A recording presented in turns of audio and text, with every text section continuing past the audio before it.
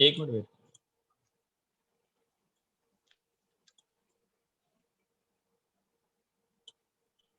Question answer पे आ जाते हैं सीधा लास्ट पेज।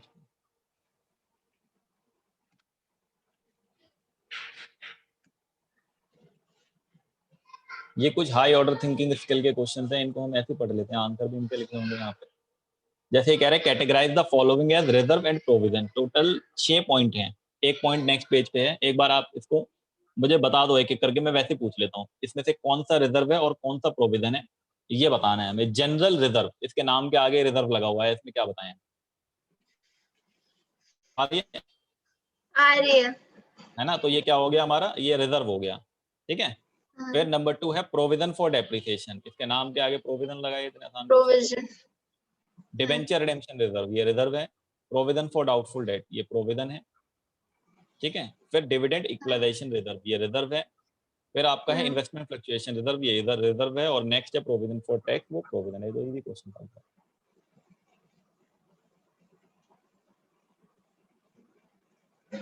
नेक्स्ट क्वेश्चन है state where the following statement are true और false, also give reason. Dividend equalisation reserve is an example of capital reserve, क्या ये true है या फॉल्स? नहीं, रेवेन्यू रिजर्व है। ये रेवेन्यू में स्पेसिफिक वाला है ना, तो फॉल्स है क्योंकि ये स्पेसिफिक रिजर्व है, example of specific reserve. Provision is created to meet a known liability, false. जो प्रोविजन होता है नॉन लायबिलिटी के लिए, फॉल्स है ट्रू? ठीक तो है, ट्रू है ना ये। नॉन लायबिलिटी के लिए तो वो रिजर्व होता है ना, जो रिजर्व अननोन होता है, लायबिलिटी। अननोन लायबिलिटी के लिए होता है। General reserve is shown on the asset side of the balance sheet, गलत। जो जनरल रिजर्व है वो बैलेंस शीट की लायबिलिटी साइड में आता है। कोई भी रिजर्व हो वो लायबिलिटी में ही आएगा, चाहे वो जनरल हो या स्पेसिफिक, अच्छा। ठीक है। Provision is a charge against profit. Do you agree? Yes, I agree with the given statement. Provision is the amount set aside by charging to profit and loss account, क्योंकि उसको profit and loss account में charge किया जाता है।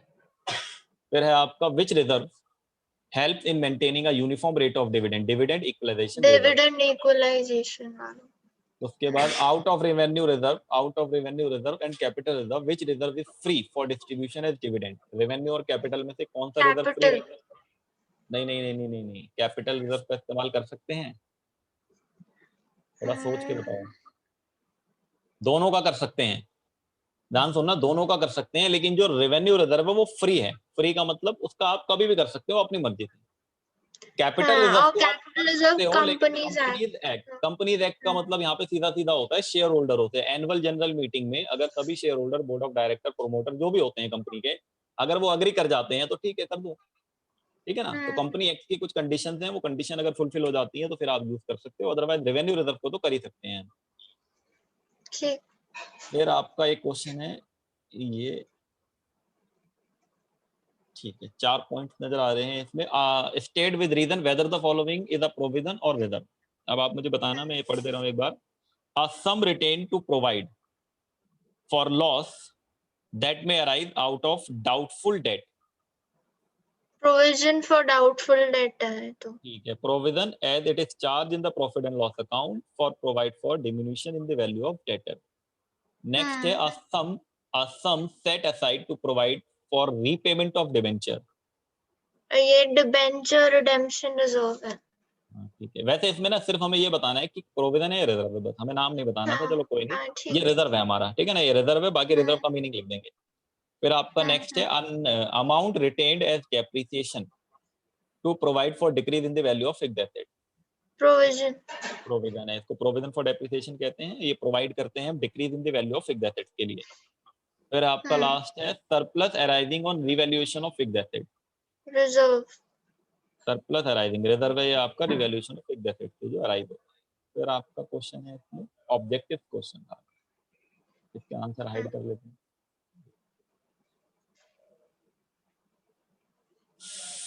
पहला है provision is a dash against profit, charge. Charge, ठीक है। फिर दूसरा है reserve created for maintaining a stable rate of dividend is termed as, dividend equalisation reserve. ठीक है।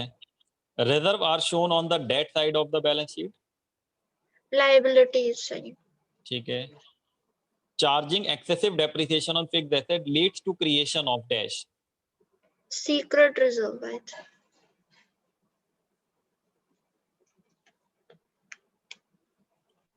ये क्या होता है, सीक्रेट रिजर्व होता है, ठीक है। Hmm. When a reserve is invested in outside security and such security are unmarked for particular purpose, then it is termed as Reserve fund. reserve fund. All provision are debited to dash account. All provision are debited to profit and loss account. ठीक है। Next page,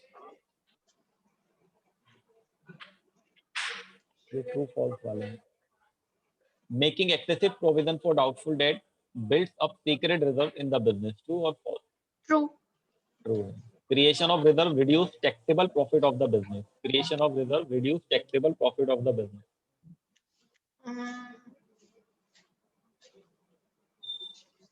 पता नहीं, विश्वास नहीं। ये होता है ना, टैक्सेबल प्रॉफिट अलग चीज होती है। टैक्सेबल प्रॉफिट वो होता है जिस प्रॉफिट से हमें गवर्नमेंट को टैक्स देना होता है। तो ये फॉल्स है आपका। जो क्रिएशन ऑफ रिजर्व है वो आपके प्रॉफिट को रिड्यूस करता है, नॉर्मल प्रॉफिट जो होता है, ठीक है ना, नेट ठीक। प्रॉफिट को। तो ये फॉल्स हो जाएगा। Capital reserve are normally created out of free और distributable profit. False. Capital reserve ये फॉल्स है आपका। Provision is a charge against profit. True. True. General reserve can be used only for some specific purpose. False. False. Dividend equalization reserve is an example of general reserve. False. Specific reserve false. होता है। Reserve are created to meet future expenses or losses, the amount of which is not certain. True. ध्यान से पढ़ो एक बार। Expense और losses के लिए नहीं होता कभी भी, वो लाइबिलिटी के लिए होता है, ठीक है ना। Reserve are created to meet, ये कॉम्प्लिकेटेड पॉइंट है इसलिए मैं कह रहा था। Reserve are created to meet future expenses और लॉसेस। एक्सपेंस लॉसेस के लिए नहीं, लाइबिलिटी के लिए होता है। Provision are appropriation of profit, ये फॉल्स है क्योंकि वो चार्ज अगेंस्ट प्रॉफिट होता है। फॉल्स है। नेक्स्ट है आपके मल्टीपल चॉइस। मल्टीपल चॉइस में पहला है dash is maintain to provide for any known liability. चारों में से कौन सा होगा? प्रोविजन। ठीक है। फिर सेकंड है विच of the following is the feature of provision. Provision का फीचर क्या है इसमें से?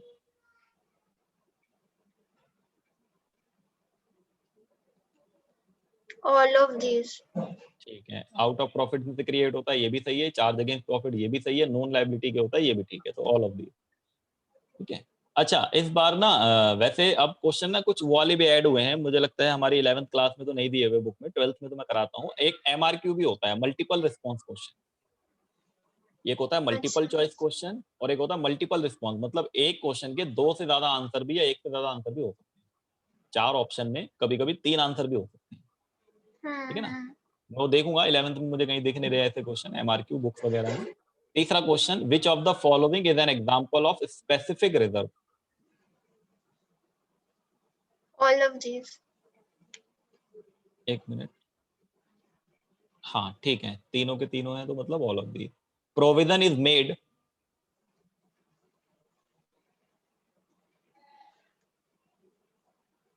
To provide for a known liability.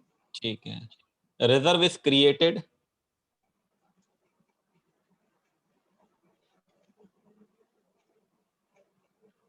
Either A और बी। 5 का आपका रिजर्व इज क्रिएटेड में, हाँ इधर ए और बी, फाइनेंशियल पोजीशन को स्ट्रॉन्ग करने के लिए, अनफॉर्चुनेट लॉसेस के लिए। फिर आपका प्रॉफिट ऑन सेल ऑफ एक asset is used to create capital reserve. Capital reserve के लिए होता है क्योंकि वो कैपिटल प्रॉफिट होता है। अब प्रोविजन इज नंबर 7, अब प्रोविजन इज प्रोविजन इज ना तो वो स्पेसिफिक रिजर्व है, ना वो कैपिटल नन रिजर्व ऑफ है, ना वो दीज। जनरल रिजर्व है, नन ऑफ दीज, ठीक है।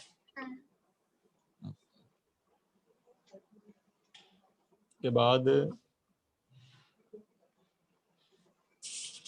और एक सेकेंड, हमारी किताब में भी कुछ क्वेश्चन हैं इधर।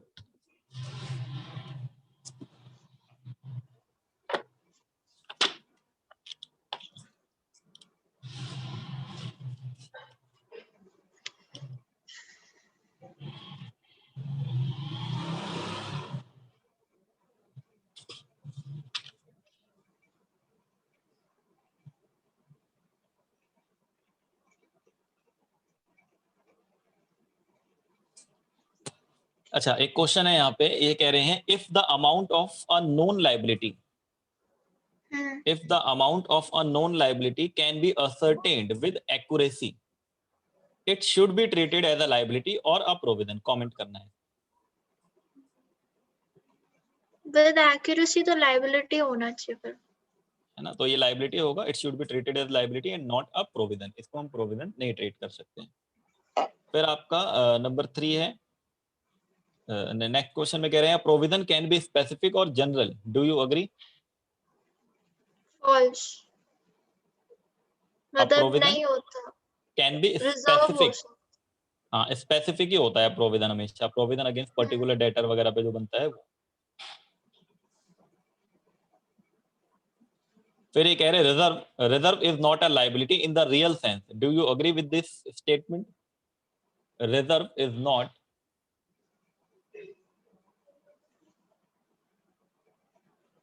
reserve is not a liability in the real sense, do you agree with this statement?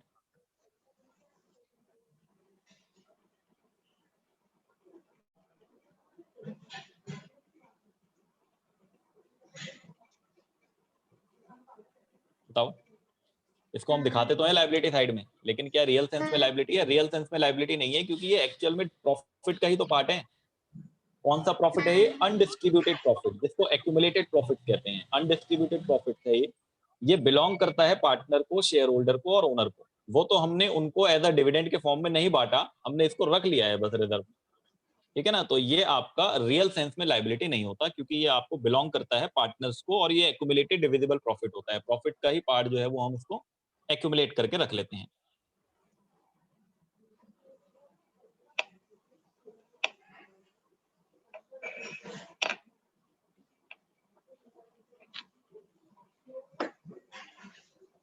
फिर इसके अंदर और बस हो गए, ठीक है, ये कंप्लीट हो गया हमारा।